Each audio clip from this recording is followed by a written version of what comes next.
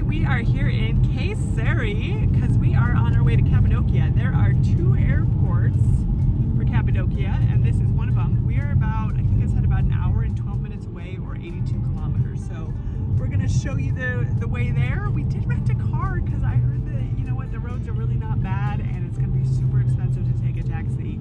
And then when you get there, you have to take a taxi everywhere. So we rented a car, and so far it has been great. We did it through Avis, so it's a company that we use all the time anyways.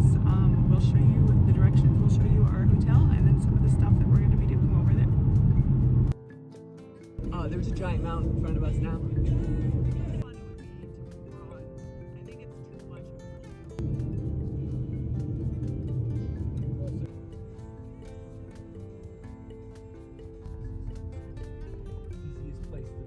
We are here in Cappadocia, Turkey, and our room is super cool. I'm gonna do a separate video on that and all the cave hotels here.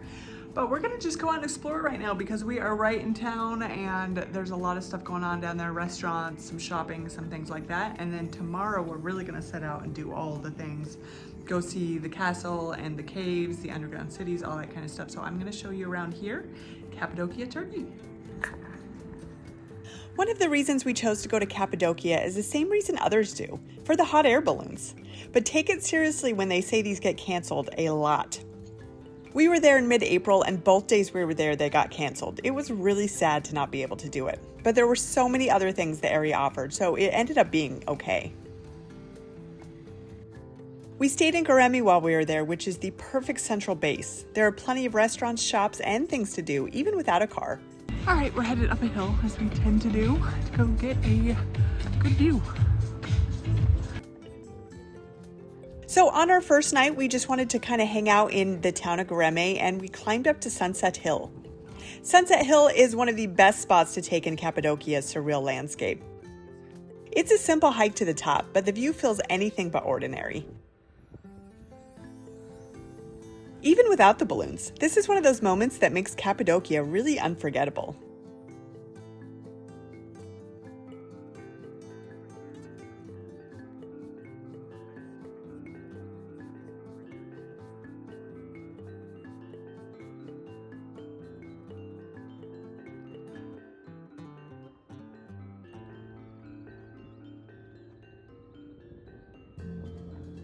All right, well, we climbed to the top of the city.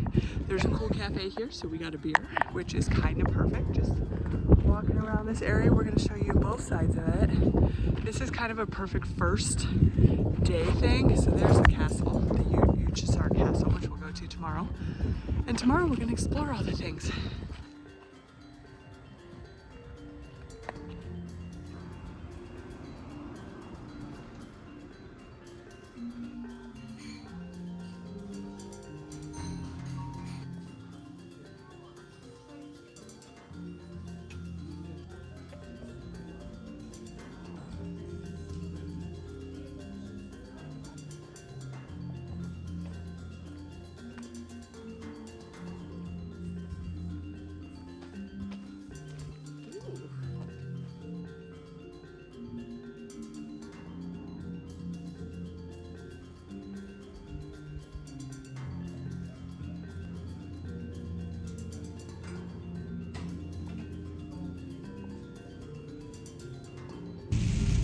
All right, we are on day 5 of our trip to Turkey. Yesterday we flew to Cappadocia, flew into Kayseri. I'm gonna do a whole video on how to fly from Istanbul to Kayseri. We were very disappointed this morning because our balloon trip was canceled. And so this is kind of the risk of being here, is that they will cancel it if there's weather or wind or it's just not safe. And so they say to book it early in your trip, but because we're only here for one day, we only had that one shot. And I don't know if you can see this, but it is snowing right now. So it's really cold too. It's middle of April. So one thing to know is that it gets really cold here and windy. I mean, it's not that cold. It's like, what, low 40s or so Fahrenheit. But it feels, it's 1 degree Celsius. It feels cold. So just something to know, especially coming from Istanbul where it was fairly warm the whole time. Today we're headed out. We're doing a bunch of things. We're going to start at the Kaymaklı underground city, which is going to be it's 7th to 8th century BC settlement. So we're really excited to see that. So I'll show you all of that as we go through Cappadocia, Turkey.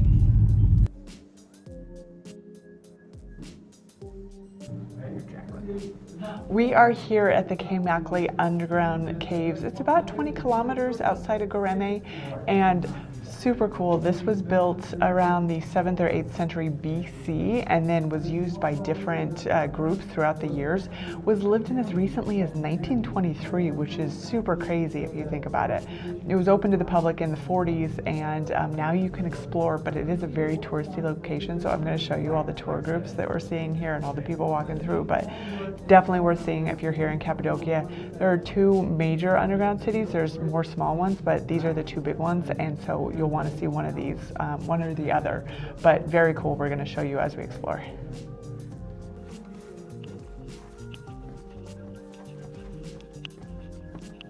Kaymaklı has been around for thousands of years and then expanded in the 7th and 8th centuries.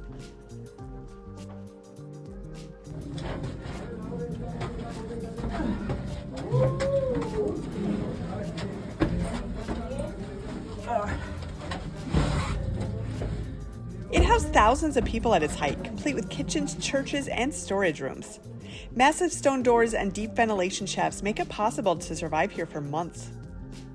It's an incredible example of how people adapted to survive in times of danger. Oh my God.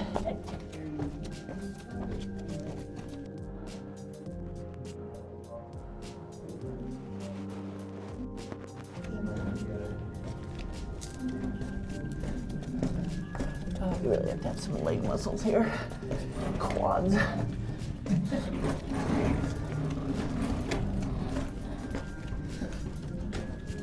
Whew. Oh, nice. Ventilation shaft. We're not going to go down that one. Don't think so. Definitely not a good place to go if you're claustrophobic. Like, it's not bad, but then you get stuck behind these groups, and so you're like, if I needed to get out right now, I could not get out right now. People are just taking pictures on those stairs right now.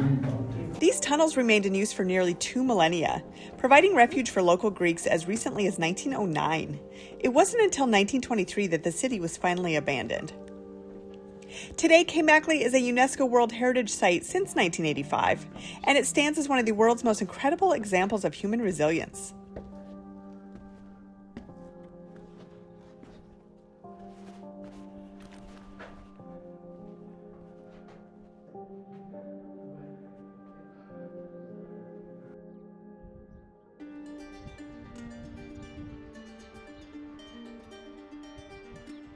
We are here at Uçhisar Castle, which is from the early 7th century, but it's actually a natural rock formation here, but they built a castle inside of it. So far, very cool. We're going to show you around a little bit here, and it's in the town of Uçhisar. Uçhisar Castle is a vertical city carved into a natural rock fortress. Used for centuries as a lookout and refuge, it offers some of the best panoramic views in the region, stretching across valleys and all the fairy chimneys. It's 275 feet to the top, which really is not that bad considering how high it looks. Sorry, 275 steps. It's really not bad. We're almost there. I'm still alive.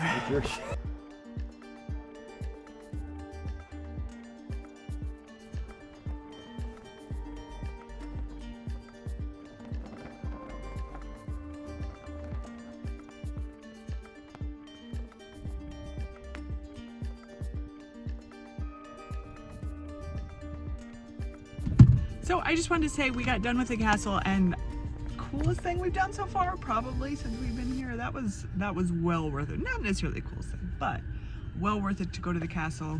It was like what was it, 400 a person? So it's $10 a person to get in. So still monies, it adds up. But I did want to say that there is parking lots here. There's street parking and there's parking lots. So if you want to park for free, park on the street. There was no street parking that we really wanted to mess with. So it was like 70 lira, which is $1.50 to park. Yeah, so we did that, and you feel safe. There's somebody here standing watching.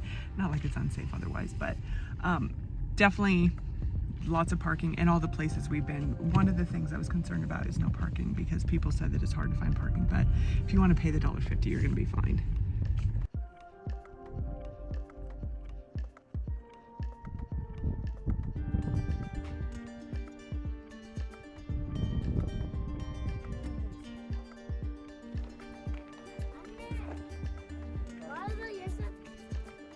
To go. We are here at the Göreme Open Air Museum, which is a very cool thing to do here when you're in Cappadocia. It was an establishment, actually, people lived here from the 4th century to the 13th century AD, and it was a Byzantine, there's a ton of churches here. You can find a bunch of frescoes of Christian symbolism and things like that, and it's just fun to walk through. It is a little bit expensive. I think it was like $25, around 20 euro, or one of the churches they charge you extra also, but we're going to show you around here, show you this whole place. The Göreme Open Air Museum is a stunning glimpse into early Christian life. Carved into soft volcanic rock, these churches and monasteries date back as early as the 4th century. Inside, you'll find remarkably preserved frescoes, especially in the dark church, where limited sunlight has kept the colors vivid for centuries.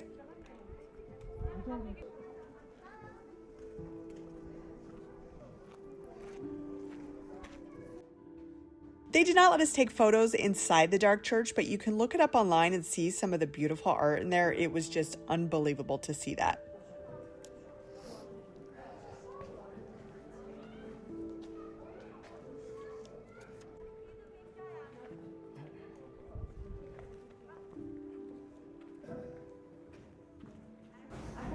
It is one of the most powerful historical sites in Cappadocia and well worth a visit. If you do one thing in Cappadocia, I would highly recommend the Göreme Open Air Museum.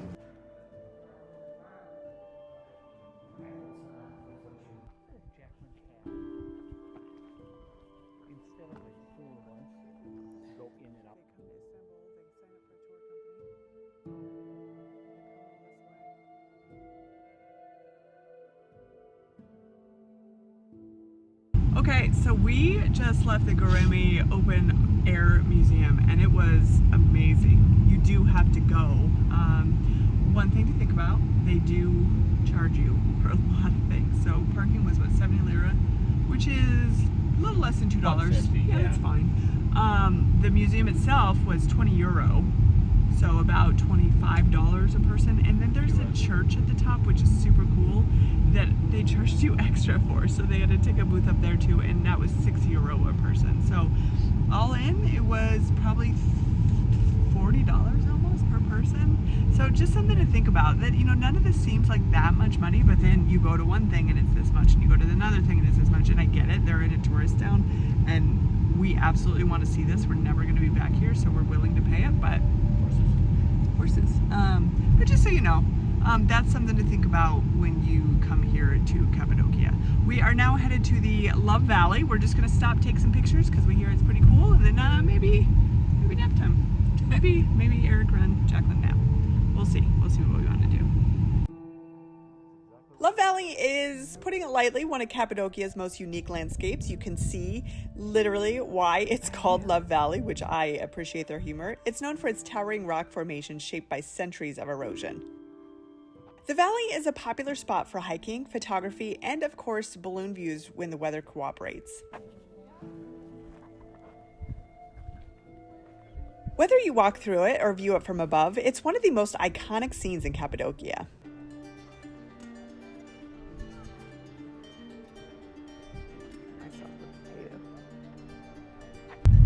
There it is. There's my lunch. I got myself a potato. We're happy about this. I did not know what to expect coming to this area of central Turkey, but it was a life-changing experience. Learning about human civilization, history, and even geology. We had a day and a half there, which we got to see a lot of stuff, but I would very much recommend 2 to 3 full days if you do have time.